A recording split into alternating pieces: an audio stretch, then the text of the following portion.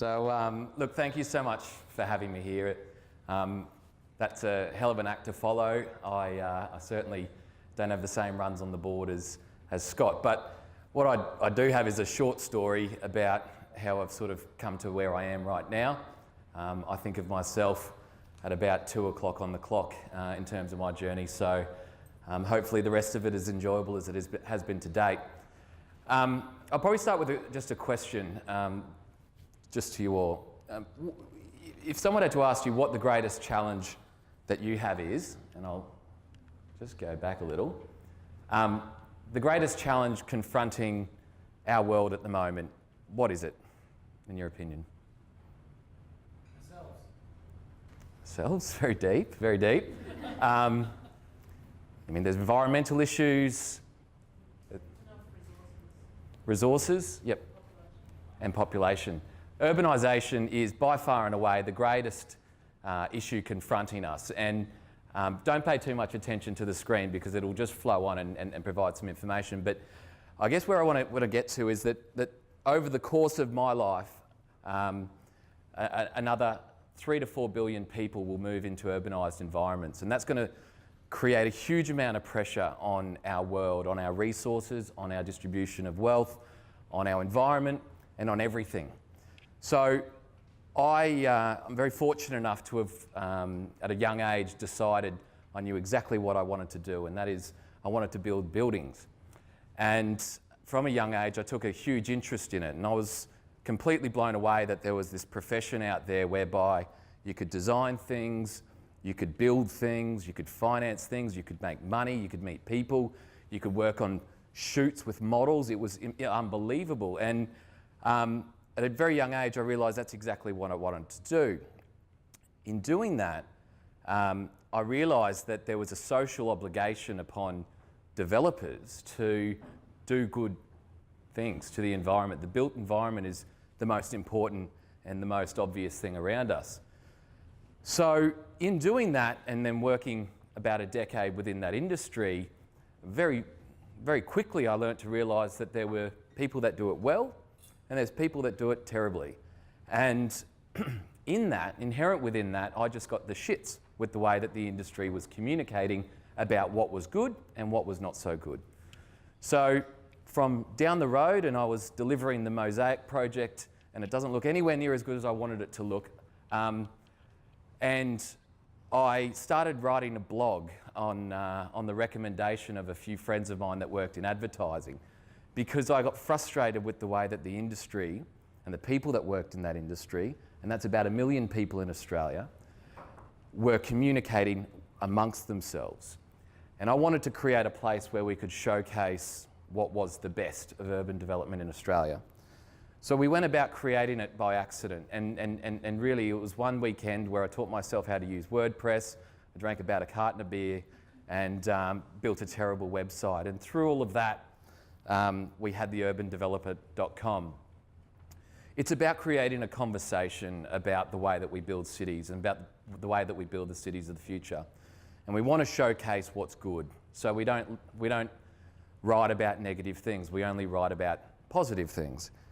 And when we started it, I was working a 60-hour-a-week job and I was buggered, but at night, every night, I would sit down and I would write an article.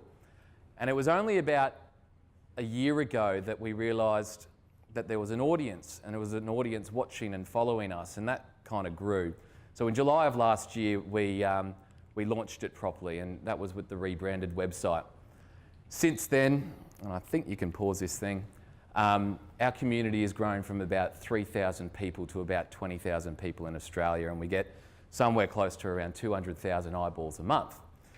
And we've all of a sudden taught ourselves how to be publishers, and what we're doing is a completely new model of publishing. It's a model built purely on a digital platform, and in exchange of that, we're able to offer an advertising model which is a bit more cost effective than traditional platforms. But deep down inside all of that, we realise that we've got this obligation that has been bestowed upon us to write about positive things. And people, when you've got 20,000 people opening it every single morning, you realise that there's people you talk to that have read it that bring up stuff that we've written about, and it's kind of like this big circle, and that's the engaged, interconnected world that we live in at the moment. A little bit about sort of the business and how it works. We release a morning newsletter to our audience, and they open it and read it, obviously. We build an advertising model around display advertising and also content advertising, and through that we generate our revenue. But we've been sucked into new spaces by a need to build a revenue model because our platform's a little bit different. And what that is we're building an events platform, we're building an education platform, we're building an industry directory where people can connect. We're building a map which showcases all the new developments around Australia.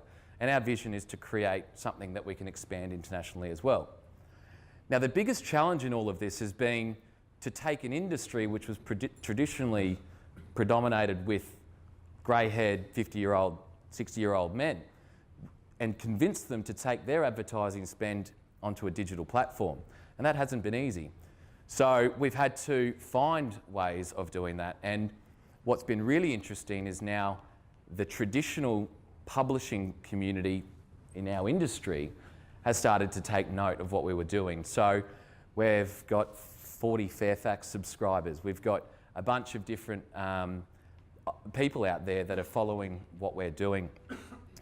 It has been a challenge. I still have continued to work my day job, which is to run a property development business. And that has been the biggest challenge to me. And you guys talk about failure. I certainly feel failure every single day when I've got a small team driving the urban developer and I'm having to continue to drive a property business which is building towers around Brisbane. So it's been a challenge, but it's been an experience. And so whilst I don't have Roger Federer to compare myself against, I certainly feel like I'm up against the world's number one at times. So our vision is to create the homepage of our industry. It's to create a conversation around what's good, and it's about creating something that we're genuinely proud of in the future. In terms of our audience, we have a real diverse mix of people, and they are anything from property developers through to architects, through to town planners, through to builders, product suppliers, financial services, business services. It's quite a diverse community when you think about who feeds off the built environment and the creation of new communities. So that's been interesting to actually learn what our audience is and be able to monitor that deeper and deeper. In terms of advice or education or anything that I can provide, I certainly don't bring with me the same sorts of experiences that Scott has, but some of the key things that I've found have been beneficial to me personally and to our team as we've created something from scratch in 9 months has been to have good mentors, to have people that can provide you with advice, be it honest and not what you want to hear or honest and what you want to hear. I've been really fortunate to have a monthly mentoring program with a guy that I never knew, and now it's come to be one of my best friends. So mentoring is hugely important. I think not having a preconceived idea of where you want to go, however, having a strategy at the same time, and that's kind of a bit a bit counterintuitive when you think about those two elements, but you have to be innovative. You have to listen to where the path of least resistance is going to take you and truly listen to your market, be they advertisers or readers or whatever your audiences may be.